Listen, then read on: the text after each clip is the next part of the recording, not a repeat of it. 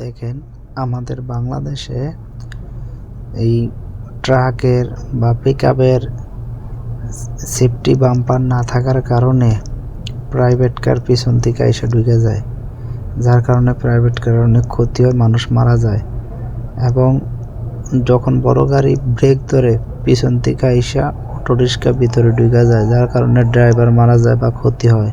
তা আমি সকল গাড়ির মালিকদের বলবো, ট্রাক পিকআপের মালিকদের, আপনারা সেফটি বাম্পার লাগাবেন, এতে গাড়ি সুন্দর দেখা যায়, দুর্ঘটনাও পিছন থেকে গাড়ি আইসা বেশি একটা ঘটবো না, আপনার গাড়িও সেফটি থাকবো, ওই গাড়িটাও সেফ থাকবো।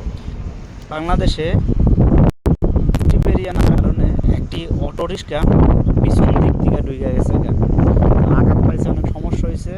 তো আমি এই দেখেন, এই যে সেফটির বাহিরের গাড়িতে এখান দিয়ে প্রাইভেট কার গাড়ি যদি লাগে ভিতরে ঢুকবো না, পাহাড়ের প্রতি যে বাহিরে যেরকম সিস্টেমগুলা আমাদের দেশে, আমি বলবো প্রতিটাই পিক আপ এবং ট্রাকের এরকম সেফটি ব্যারিয়ার লাগাইবে, যাতে কোনো প্রাইভেট কার বা কোনো অটোরিক্সা ভিতর দিয়ে ঢুকে না যাইতে পারে।